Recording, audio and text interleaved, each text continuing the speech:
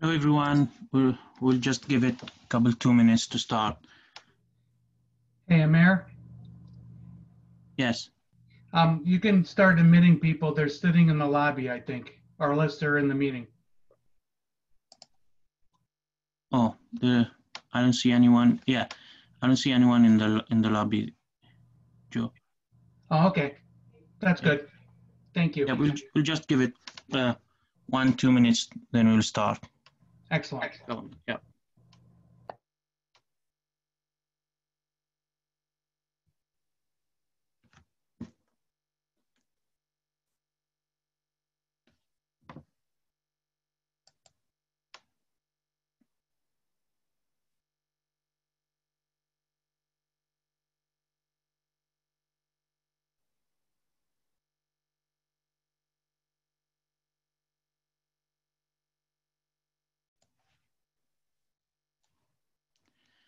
Hi, hello everyone, and welcome. Welcome today for today's webinars as a part of Northeast Ohio Chapter Leadership and Strategic Series, starting today. The agenda today will be an introduction.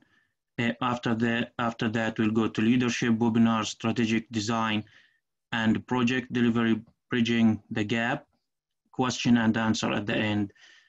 PMI Northeast Ohio Chapter upcoming events reminder, claiming your BDUs.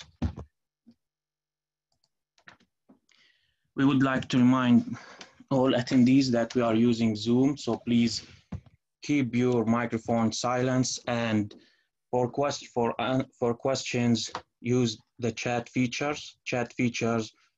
It will be showing on the Zoom.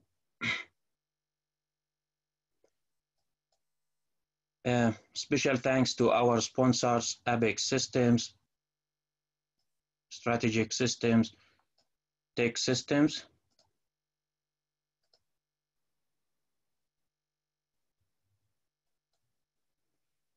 Welcome to new members to the Northeast Ohio chapter in June 1st to June 30th.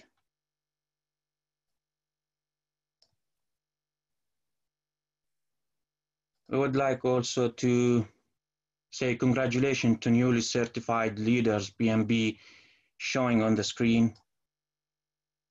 They got their PMB June 1st to June 30th. So congratulations for this achievement.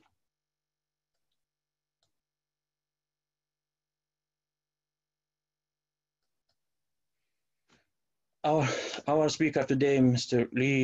Lambert. Lee Lambert has more than 50 years of project management experience and considered one of the world's thought leaders on project management methods and how they can be utilized to create and sustain value-added leadership. Mr. Lee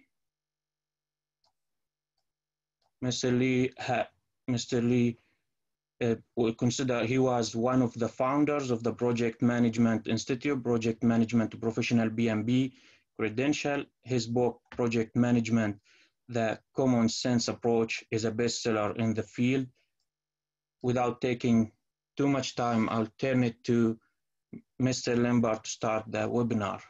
Thank you, Mr. Lee.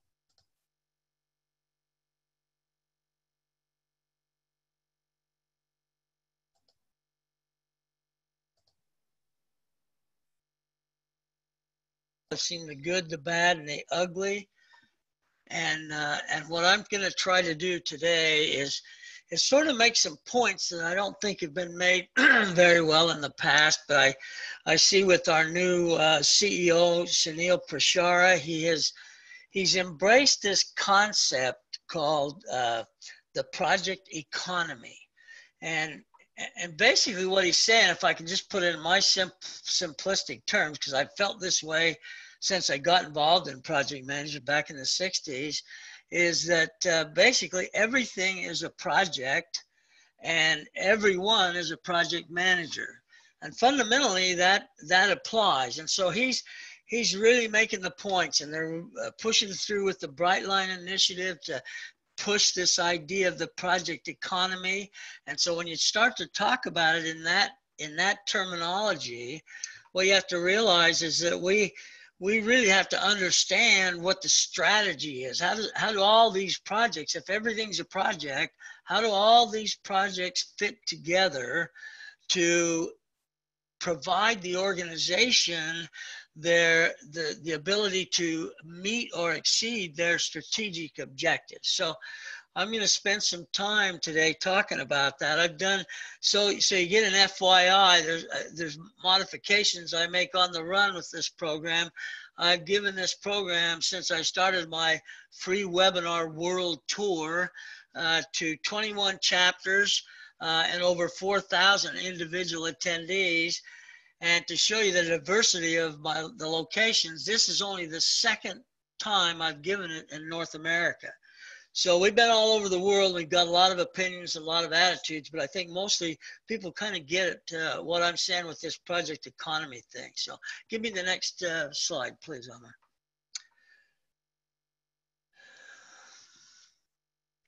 And before I can do too much in linking this all together, I want to make sure we understand that the environment that we work in as project managers has changed dramatically, and it's changed for the good. It's changed for to improve the ability of think strategically. So, you know, back when I started in the 60s, we had a predictive methodology, and it was, you started, you planned, you finished, and it was all done in a very sequential order.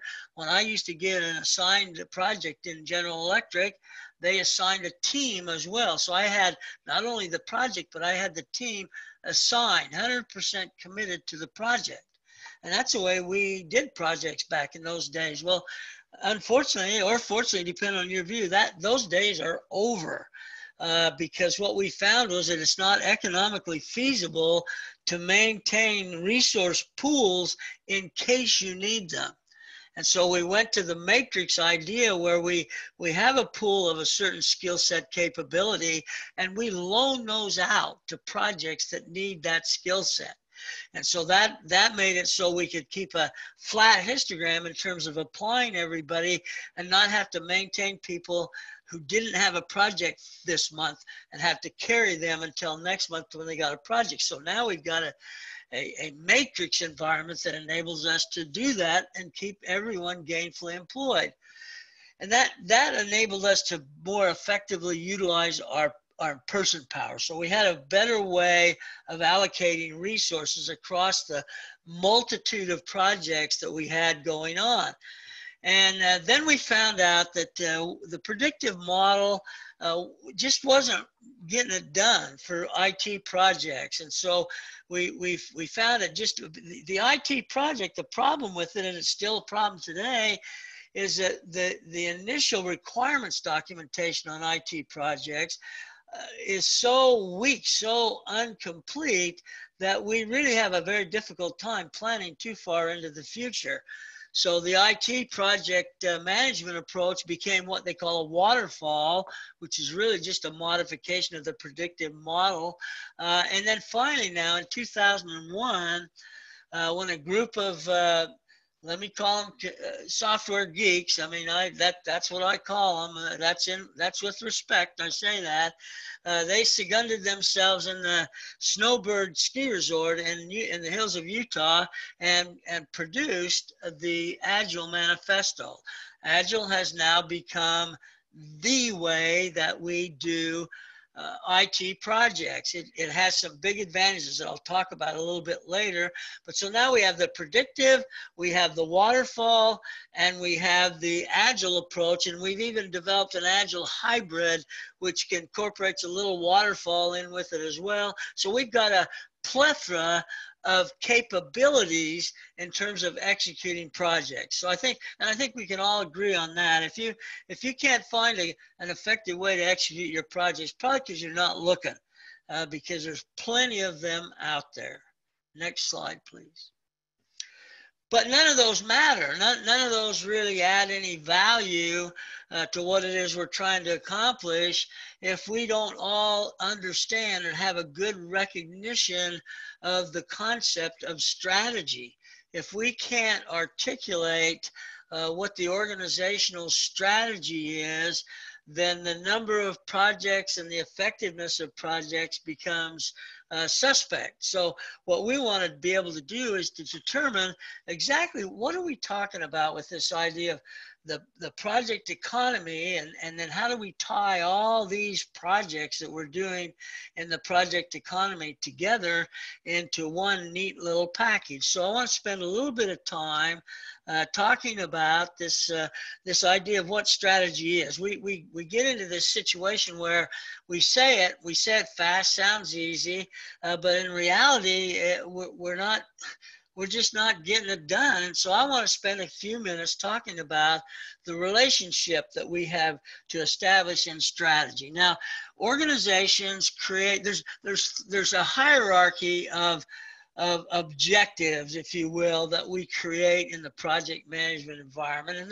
there's more below that in terms of working effort. But from a business standpoint, we start out with the organizational strategic objectives. We start out by having the C-level, the CEO, CIO, CFO, CEO, all the C-levels go away, and they meet and talk and discuss and negotiate to find out what do we want the organization to accomplish in the coming year? What's our objectives in terms of what we want to be able to do? And we may look at that from revenue increase, cost reduction, new products or services.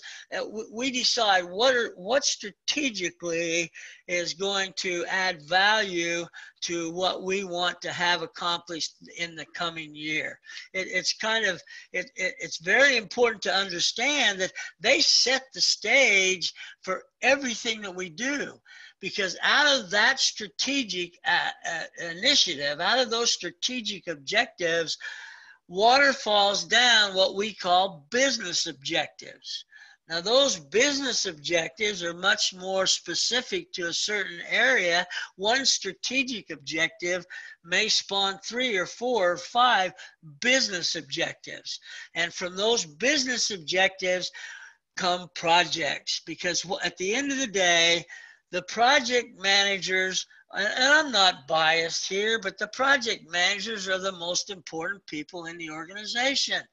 I mean, just because someone can set strategy and someone can identify a business objective, if you don't have project managers to execute that work that will deliver that business objective and that series of business objectives that support the strategic objectives, then nothing really happens of note. And I've seen this happen in GE, and it's not necessarily easily recognized, because what we do in the project world, and I was guilty of this too, is that we identify our little project and we over-focus the attention on our little project. In other words, our strategy becomes getting our project done.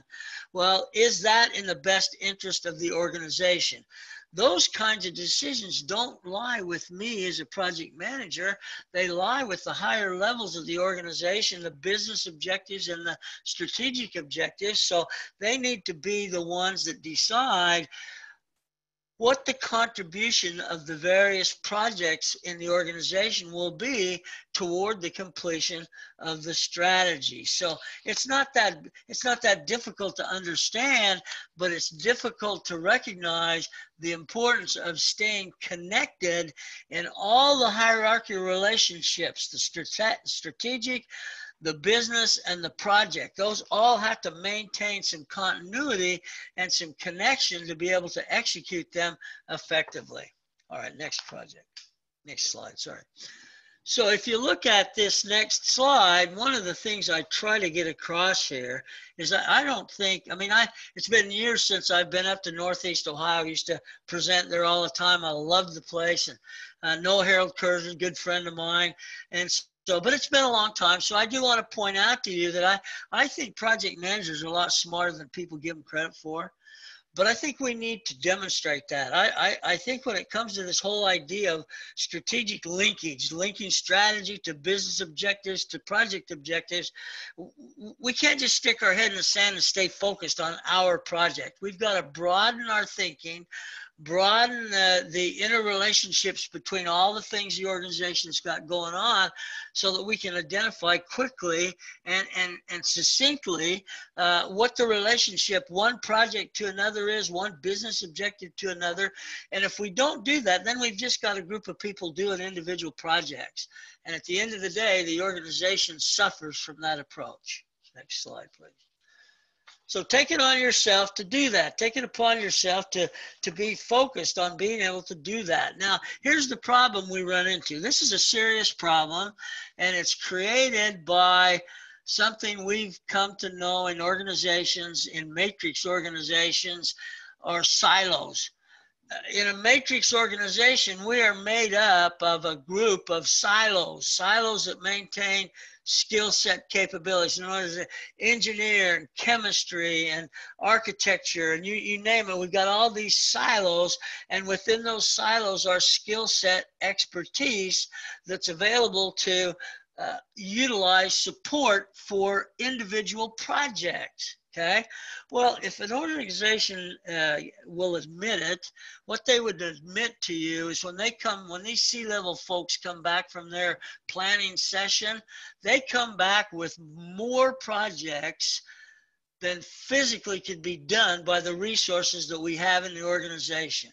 So we've got an immediate disconnect. We've got more work to be done than we have workers to do it. Okay. Well, the answer to that is pretty easy. And I wrote this particular slide to a career in project management by thinking about what I'm going to say.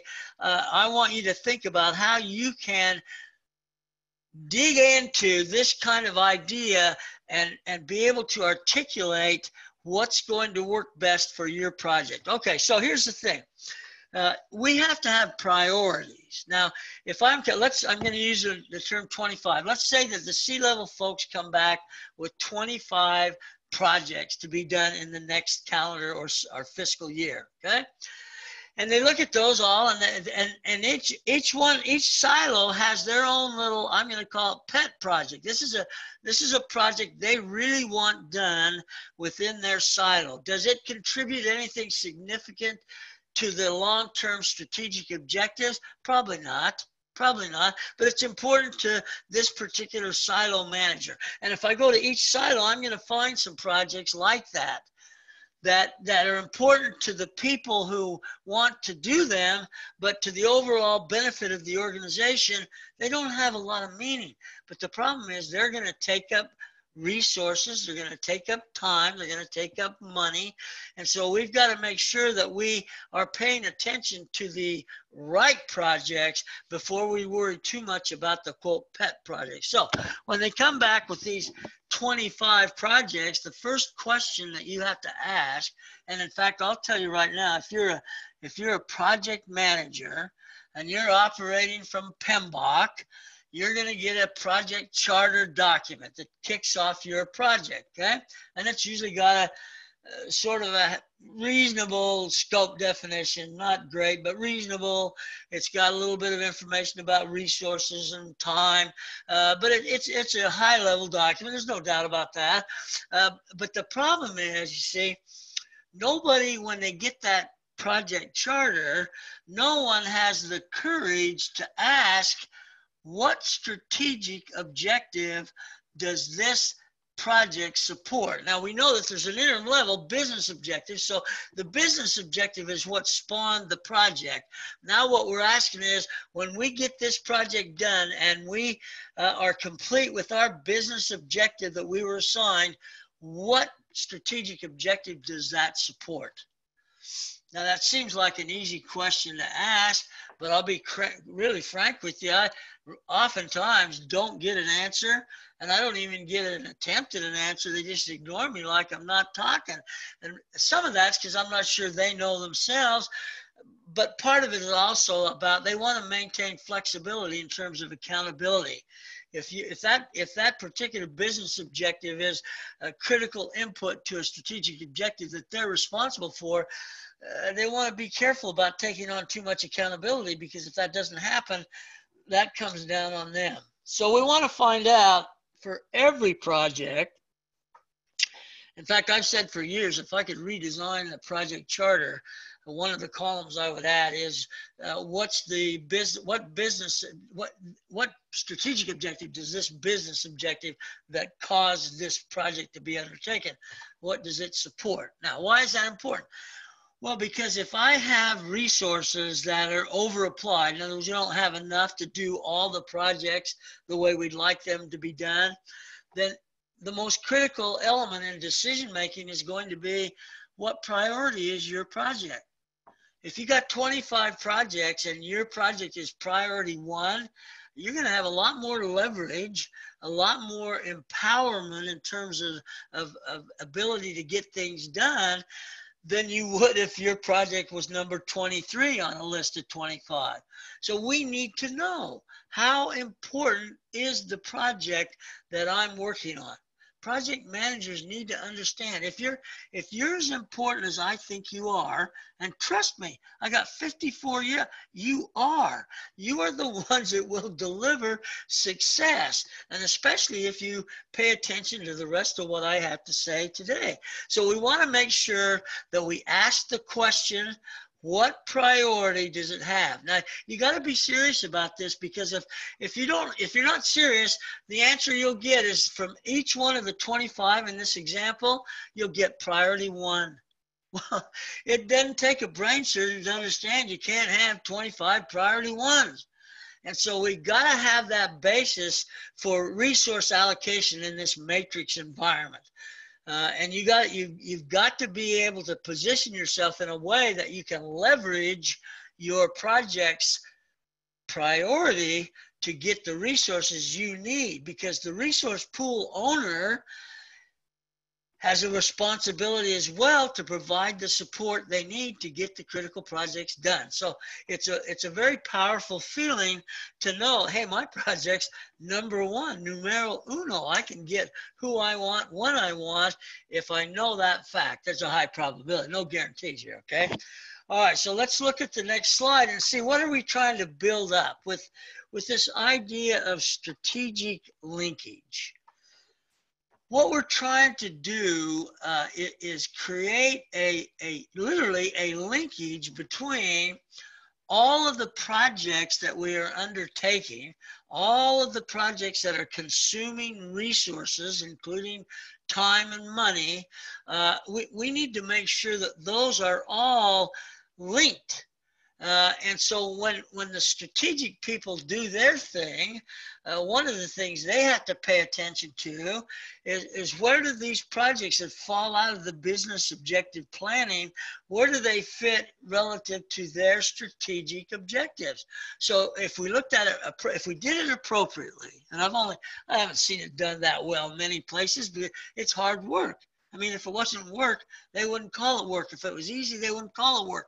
So we have to understand, we want to make sure that that's there. Now, from a vertical hierarchical standpoint, from the top to the bottom, this is not that difficult to accomplish, because we understand how all of these independent projects come together to complete business objectives and ultimately the organizational strategy. So that vertical hierarchy, and we can't have a weak link. They all have to be linked together. Now the difficulty comes in the horizontal integration, because this is where the resource pools have to be very effective in how they allocate their skill set capabilities to specific projects. If they assign the wrong skill set to the wrong project and performance falls short, there's a ripple effect that may ripple clear to a strategic objective. So it has to be horizontally integrated in terms of how all of the resource pool support is fitting together, and it has to be vertically integrated in how all the projects come together to support the objectives of the organization. All right, next slide. So easily accomplished. There's no, I mean, this is why you guys get the big bucks. That's why the project managers draw the big salaries, is because we know how to do this. And the first thing you got to do to establish the ability to integrate and keep connected strategic business and project objectives is you got to do a communication plan. You got to do a stakeholder study. Because the whole secret to project management, and this I learned early in my career, and I will tell you without question, I capitalized on it. I'm no smarter than any of you. I just knew how to take advantage of the tools and techniques of project management. And one of them was the communications plan. In order to get a communications plan, you've got to do a stakeholder study, okay? You've got to identify who are all the people you need to communicate with. Who are all the stakeholders? Well, I've come up with a 3-tiered approach, okay? And the first tier is called a control stakeholder. Now, this individual is someone who can start or stop your project. They're powerful people. They may even be C-level people. They're powerful people. They can make a decision to start or stop or change your project and enforce it, okay? And so I want to know who are all those control stakeholders, because one of the things I want to make sure is that I stay linked in terms of communication with them, that there's no surprises. I don't know if you've discovered this, but management doesn't like surprises. So I want to be linked to them in a communication framework where there's no surprises. I'm keeping them informed of what's going on. It's a high level. Remember, these are C-level people. It's a high level, but it's still a level that's important to them. I will tell you, I'm ashamed to say this, I've actually had a project canceled that I didn't even know the guy who canceled it knew about the project. That's called a failure to communicate. So it's important, okay?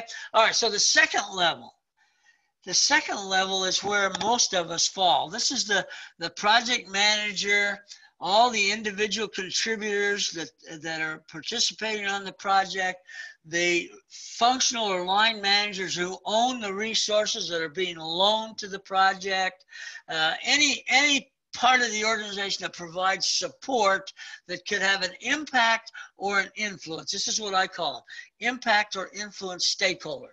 This is the biggest group. This is the one that can really get you in trouble if you don't keep track of who you're communicating with and when you're communicating with them. That's why we want that communications plan. It's not just to meet the requirements of the PMBOK. It's to add value to what you do as a project manager. So we got 2 levels, control and influence or impact. The third level is one that I don't know if you see it show up anywhere. I've been using it for years, and it's called the interested stakeholder. Now, they don't have control over your project. They're not providing any tangible input into the execution of your project, but they're interested in the outcome. Now, this is an organizational benefit, because if they're interested in the outcome, probably they anticipate a project similar to yours in the future. They may be encountering a problem on a similar project, and they're interested in how you're dealing with it, how you're resolving it. What this really is sort of a on-the-run closeout activity, because the interested stakeholders are learning from the experiences that you are having on your project. And you can't discount these people. They are critical to the success. In fact, I want to give you, I'm going to give you an $11 billion, that's with a big B, $11 billion reason why you want to listen to interested stakeholders, okay? Listen to interested stakeholders. So I was retained to run a project out in Castleton, Indiana for a $1 billion medical diagnostics firm owned by the Engelhorn family in Mannheim, Germany, but operating out of Castleton, Indiana, suburb of Indianapolis. I was hired to create a miracle project. They had been hammered in the marketplace by Johnson & Johnson. They had concluded, their marketing people had said, if you don't get it done in 18 months, the window of opportunity is going to close and we'll probably be out of business. So they had a lot of initiative, a lot of incentive to do this. Well, they hired me because they didn't have any project managers. And so my role was to create a team of people and execute a project that was a save the company project in half the time it would normally take. That was my assignment, no big deal. And so the first thing I did was begin to staff the project. And I had pretty much free reign. I could have anybody I wanted because the stakes were so high.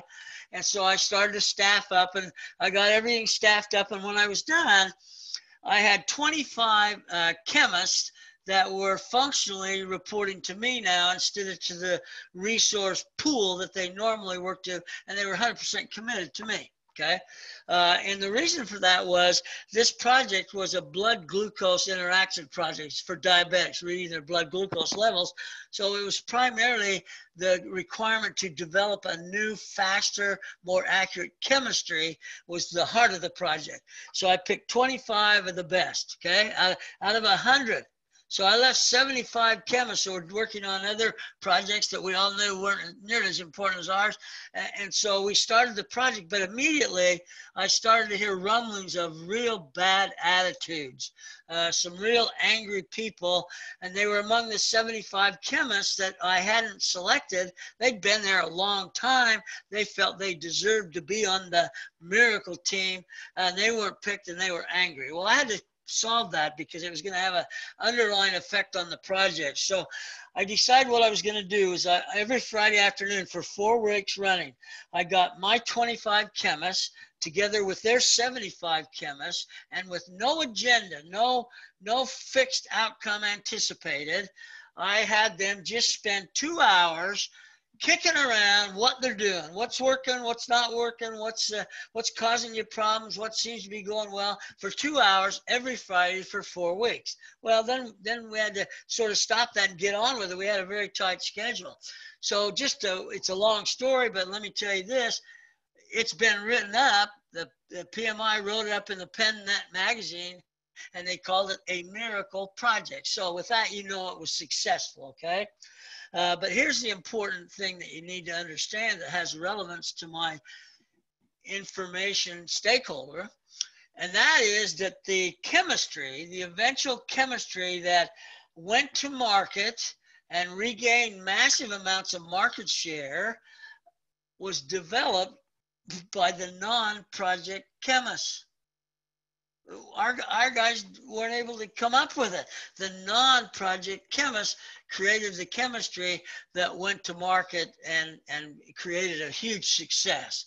In fact, the success led to a 3-year later, led to an $11 billion acquisition by Roche of this company and this particular product. And I happen to be diabetic, so I use the very product that I'm talking about. But this particular product commands the market share. Commands the market share. And had we not included the information stakeholders, the non-project chemists, that company may well be out of business today. So open your mind. Think about who should I be communicating with? Who should I be listening to? Create this 3-tiered structure and then create your communications plan to define what kind of communications, how often, what form and format. All of those things come together in our ability to do that. And what we do when we do that is we're able to analyze any little thing that goes on. We get feedback and we're able to anticipate what the impacts might be. So if you're not doing a stakeholder analysis, now remember, we added a whole section of the PMBOK in the 5th edition called stakeholder management. That's how important it is. So we've got to know who we're talking to and when we're talking so that we can maintain the connection with the higher level business objectives and ultimately strategic objectives. All right, let's go to the next slide, please. But in order to do this, of course, one of the downfalls of project management, I hate to say it, I believe it is that we got too darn many tools. we got to, every time we run into a problem, every time we have a project that's late or a project that's overrun, you know what the hell we need? We need more tools. And so the tools just keep coming. We just keep creating and developing tools. The only downside of all that is that we're not using them. Nobody wants to invest the time to use these tools. I mean, look at the toolbox. It's jam-packed full. And one of the only ones you need, I didn't even put in the box because it was too crowded. Common sense. Common sense. We got to capitalize on the tools. Don't get me wrong. We need tools. When I started with GE, I had some interesting tools. I had three tools I used in my beginning of my career. I had a Smalley's table. And now some of you guys probably don't even know what that is for trig functions. And then I had a paper and a pencil. Those were the tools I had. Well, man, there's no problem with that now because you name the kind of tool you want. We got 9 of them. So here's what I'm going to give you if you want to stay connected to the strategic objectives. And by the way, the people at that level need to be defining when do they expect input from the business objectives, from the projects. When do they expect? It's not all on us. They got a job to do too. And if they're not doing it, we're kind of left out in the wind. So here's what I suggest. I've got, again, 3. I'm a big rule of 3 guy, okay? And the 3 tools that you must use, in fact, if you're not using them, you probably had failed projects. I wouldn't be surprised. The first one is the work breakdown structure. Now, the WBS, I know a lot of you are going, yeah, we know what that BS stands for, but that's not it. It's breakdown structure. This is the one tool that's been around since the beginning of time. Back when I first got married back in '66, I just called it a list. When my wife used to give it to me, I just called it a list. Well, that's all a WBS is, a little more formal, a little more structure to it, but it's a to-do list, things that need to be done. So when I get a project, in addition to checking what's the strategic linkage, I begin to develop the work breakdown structure in a hierarchical decomposition format, vertically integrating from the top to the bottom until I get to the bottom level of the work breakdown structure, which is what we call the work package. And inherent in that name, work package, is the indication that that's where work gets done. So if that's where work gets done, that also formulates our ability to assign skill set match resources, determine how much those resources will cost, determine how much time those resources will need to execute the work package. And it becomes what I call, my term, is the WBS is the foundation of all things project management. Foundation of all things project management. Okay, so you got to have a well-developed work breakdown structure. You can hang almost anything you want on there, but those things are the first ones. I want to have work scope, I want to have skill set capability, and I want to have cost and time.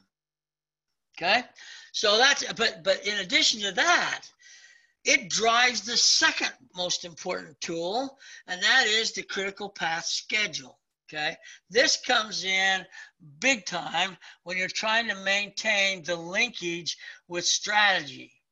Because when you create the critical path schedule, you're going to be able to determine those activities that are encountering problems, whether those are going to have a strategic impact or not, whether they're going to prevent you from delivering the business objective or not.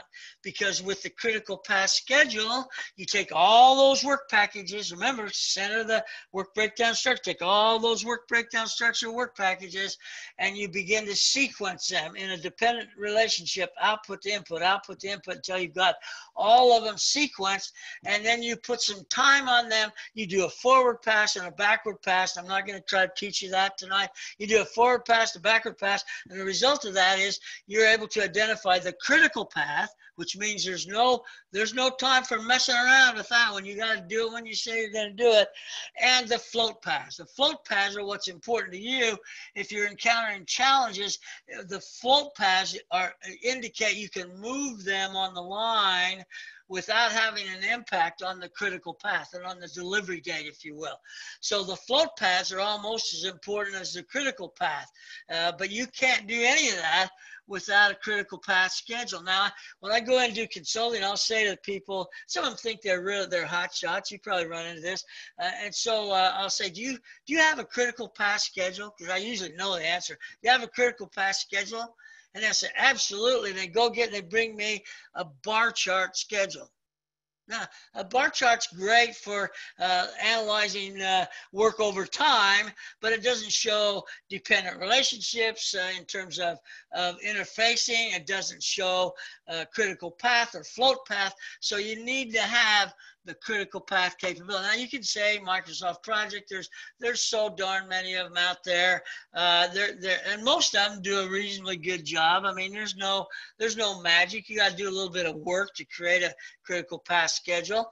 And then the third thing that I insist on from the people that I work with is a well-defined risk management approach. So again, down to the work packages, I can begin to look at risks that will impact the ability for those work packages to be done when we thought they'd be done. I can plug that risk information into the critical path schedule and rerun the dependencies. And if the end date doesn't change, that means that work package has float. If it changes, then I got to look back and say, uh-oh, what do I have to do to pull that schedule in? Because if it goes late, we miss our business objective, and therefore we disconnect from the organizational strategy. So if you don't have that, and I don't just mean a risk list. I mean, some people, you got risks. Oh yeah, they come to me with a list of 25 risks on. I said, well, that looks good. I said, what do you do with it? They said, oh, nothing. We just keep adding risks to it. Well, you got to do something about it. You got to assign responsibility. You got to report status, risk management. The key word to risk management is the term management. So you've got to spend some time dealing with those risks. Any risk that can fundamentally disconnect you from your work breakdown structure, in other words, your business objective, or ultimately your strategic objective, you need to pay attention to that ASAP. You need to get on that, because active risk management is the key. Being able to analyze risk in the future and be able to determine the severity of the risk, that will give you the indicator of what it is you need to manage. And what I've seen in my project management career, if I identify in my schedule or in my WBS, say 50 risks, I end up basically accepting 40 or more of those, and then determining if I need to avoid or mitigate the others. So those are things that now somebody said, what about transfer? I don't feel transfer is a real risk management technique for the project manager, because we're accountable to deliver the project, and we can't transfer that responsibility or accountability to anybody else. So I don't consider transfer, to me, as insurance to cover against liability and unexpected events and that kind of thing. That's out of the hands of the project manager, okay? All right, so let's take a look now at how we've sort of evolved into this. And look at the next slide. This is where I decided I definitely didn't want to be an IT project manager, and I'm not. I wouldn't even pretend to be an IT project manager.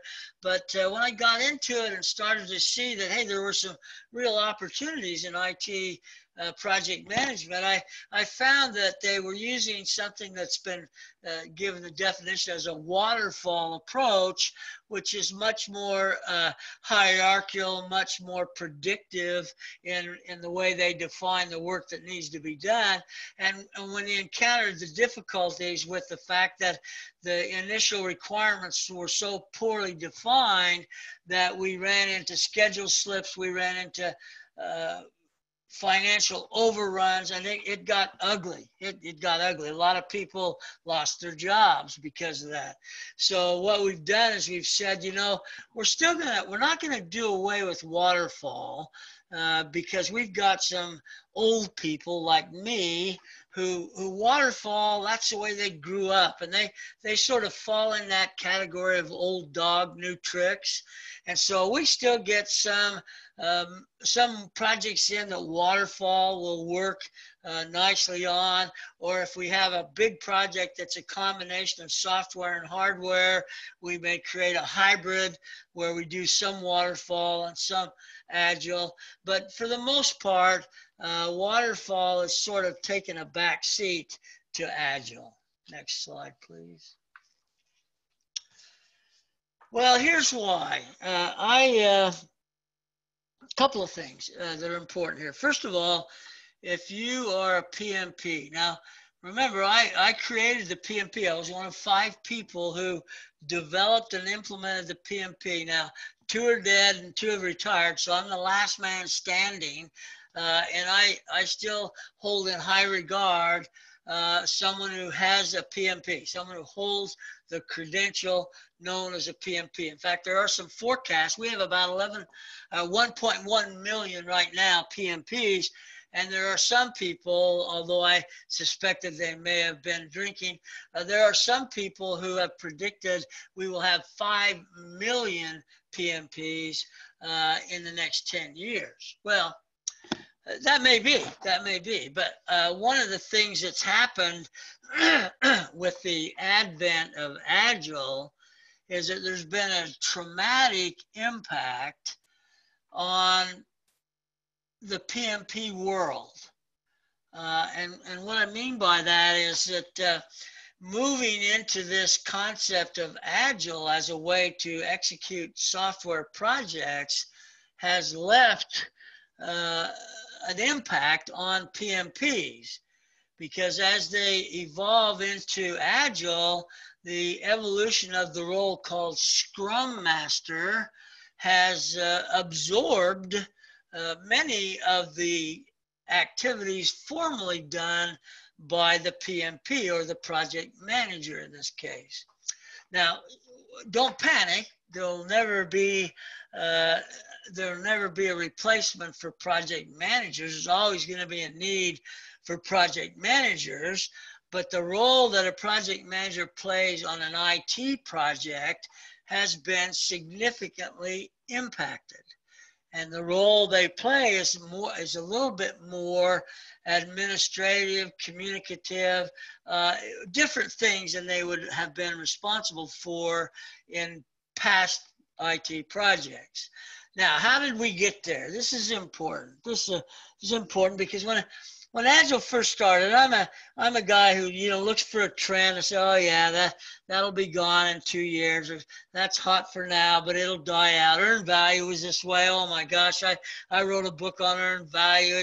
It was the hottest thing since sliced bread. And 2-3 years later, nobody's talking about earned value. Should be, but they're not. So trends, they tend to go that way. And so I looked at this and I thought, you know, this is another trend. But then I got thinking, why are we doing Agile?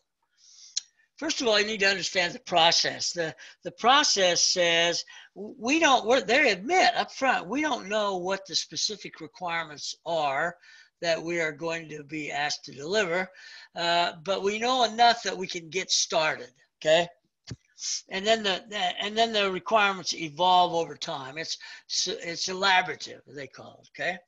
And so it's changed the format. So now when we start a project, in fact, if you've ever played rugby, I don't know if you've ever played rugby. Rugby is played by American football player types, but with less brains. Because rugby people have no pads, no protection, no way to avoid serious injury, yet they play, okay? So the way it's played is, if I can pretend that this is football is the requirements, they conduct what's called a scrum. Now in Agile, a scrum happens when the ball gets thrown into the middle. Everybody's around in a big circle, holding arms, grabbing onto one another. They throw the ball in the center, and everybody starts pushing and shoving and biting and kicking until finally the ball squirts out the other side of the scrum. Someone runs over and picks it up and runs as fast as and as far as they can before somebody tackles them. Okay? That's rugby. Okay, well, that's also Scrum. If you look at the requirements, we toss that in the middle like we did with the football, pushing, shoving, fighting. Comes the other side, we pick it up and we run as far as we can. That's how we develop the requirements for software project. Evolutionary. Because the biggest complaint we ever got in real project management of IT projects is the requirements documentation stinks. We don't know where it goes, how it fits, what role is it going to play. And so this has overcome a lot of those complaints. So when people ask me, in fact, I get this question, well, you know, what's going on? Should we be thinking about something besides PMP? I mean, should we be seeking a Scrum Master credential? Because that seems to be where the power structure is landing. Should we get a Scrum Master? Well, I'll tell you what, it's just like the PMP. In order to get the Scrum Master, you got to qualify to sit for the credential. Now you can get, just like we did with the PMP, you can get boot camp training, you can get ways to pass the exam, but if you're going to go at it in a way that demonstrates your knowledge and skill and capability, then it's going to take some time to become a Scrum Master. So watch for opportunities to test the market, to see how the Scrum activity is moving, how it's taking over. One of the questions I got in Singapore, I got 97 questions in Singapore. So I'm hoping you all are a little more knowledgeable than that. But the fact of the matter is, one of the questions I got is, should I just hang up the PMP and move on? Is Agile going to take over everything? Is Agile going to run construction projects and road projects? And my answer to that is no. No, it will not. There may be pieces of it that they could use it in, but I can't imagine. Now, I could be wrong. It wouldn't be the first time, but I can't imagine building a building using an Agile approach to that construction project. I can't imagine building a road using Agile as a methodology for delivering that project. So you have to decide, as you get into the projects that we've talked about today, you have to decide what impact the chosen method is going to be. One of the things organizations need to develop, and the questions come up frequently, is how do I know which system, which tool, meaning traditional, waterfall, or Agile, which tool to use? That's a document that has to be prepared. That's a selection document. It's got to be criteria based. And somewhere at higher levels of the organization, that decision gets to be made and then ripples down to the working to the project level. Okay. All right, so that's Agile, and that's why we're doing things the way we're doing. Let's take a look at the next strategy, because this one's important. This particular slide is pointing out that a couple of things, really. It's pointing out that you, as the server, if you will, who is trying to keep the management happy, trying to deliver on their strategy, you recognize that this whole idea of strategic linkage, business objectives linkage with project implementation is a big enchilada. It takes a tremendous amount of work to make that happen. But the project management people, the servers in this example, we're willing to do it. Because in order to be successful, if that's what it takes, we're willing to do it. We're all about success.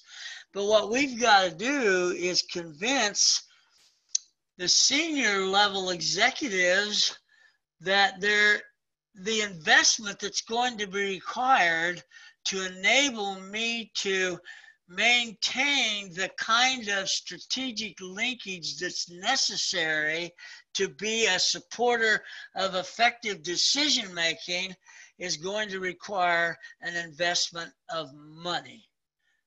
This isn't cheap. Now, I will tell you, I have implemented 4 enterprise-wide project management information systems products, okay? 4 of them. Average time was a little over 2 years.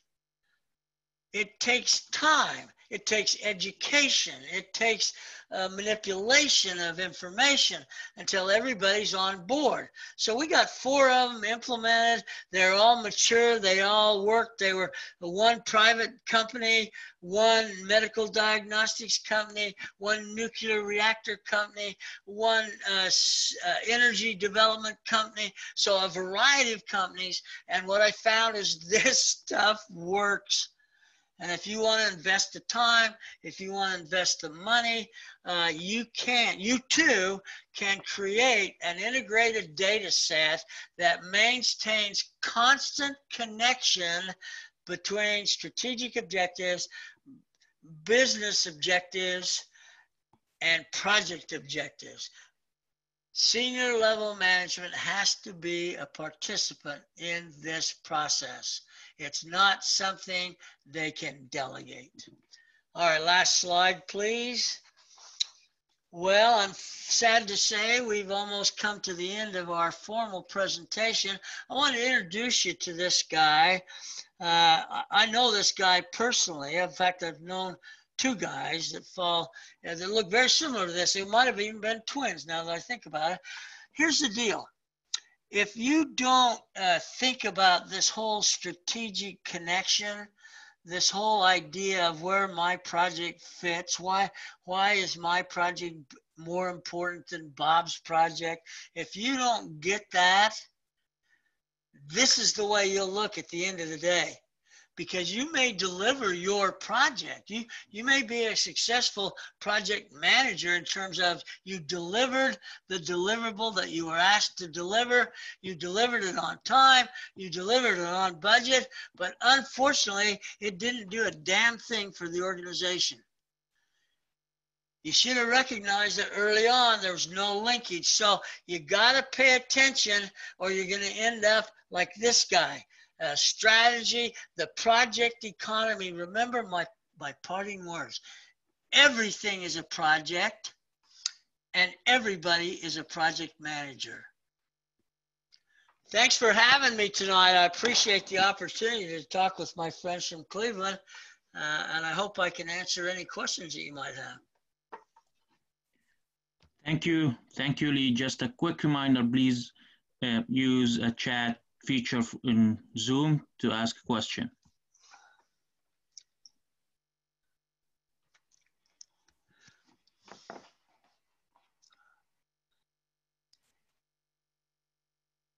So far, we got a lot of hellos. Yep. Meanwhile, waiting the question, I'm gonna go to the next slide. Just a quick reminder for Northeast Ohio chapter coming events. In 7:15, we have a Women Project Management Virtual Book Club. All are welcome. 7:16, Take Thursday webinar, Supercharge Your Excel Skills. 8:5, we have the second presentation in the Leadership and Strategy Series webinar. 8:20, Back to Tech webinar Thursday. It's a 3rd Thursday of each month.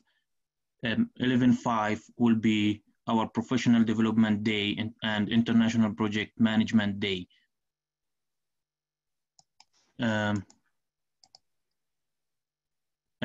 Just a quick note how to keep your BDUs to renew the PMB or other certificate, other credential from BMI.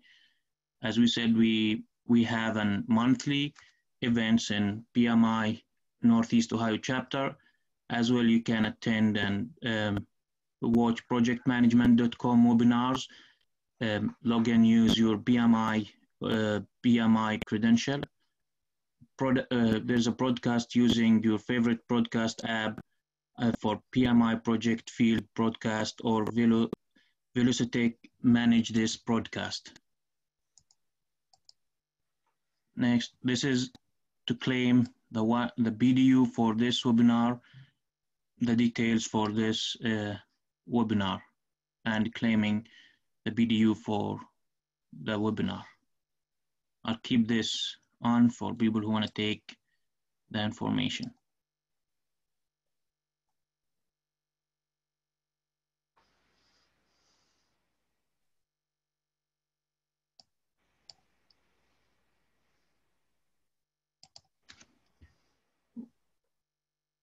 We'll give it some couple of minutes, Lee. No problem. Yeah, we have one question. I think for the silo and priority question, how do you typically approach finding the priority? Often it is difficult to find the priority. There are product silos and well as resource silos. Please comment. Thank you. Yeah, that happens all the time. That's exactly the problem that I'm talking about. And the only way I found I could do that, now it's much easier with resource silos, because I can show where those resources contribute to projects that contribute to strategy and so on. It's a little more difficult with product silos, because those are usually done by someone higher level in the organization, and they put added emphasis on the product silo, and so you can't as readily see that. But what you have to ask yourself, if the product silo is preventing you as a project manager from accomplishing what you've been tasked with, then you have to look at that in terms of what would it take to resolve that, and then approach the product silo manager with that what's in it for me, what's in it for you kind of a negotiation. Because if you got to, one of the two are higher priority, so you've got to establish which one has the higher priority. And they tend to think that the product silo does. It's not always true, because the project work that's being done by resources that are being loaned out of the silo may be more important than the product silo itself. Yeah, Lee, we have another question. Other than ROI criteria, what other criteria do you use to rank potential projects against each other, especially where the strategic linkage may be disparate? Yeah, this is a question from a genius guy who I know well, and I can't believe he's asking this question, because I know he knows the answer. But let me tell you what I would do, because Gil probably knows. The ROI is easy. I mean, ROI is the easy one, okay? But one of the other things that I use, because I'm a kind of a people person, as you certainly know, I look at utilization of resources. As an ROI criteria, as a criteria for keeping that prioritization in place, keeping that linkage in place.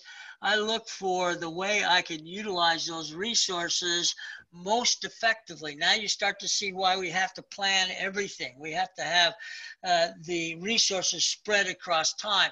The problem is we don't do that very well.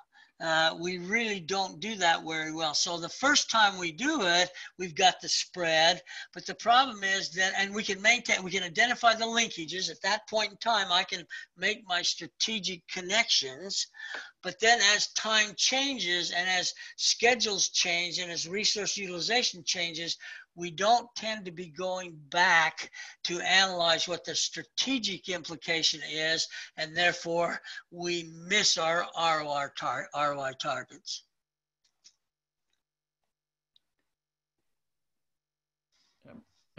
Thank you, Lee. We don't have more questions. Thanks again, Lee, and thanks for your time. Thank you, everyone, for your time again. Thanks. Thanks for having me. I appreciate it very much. Thank you.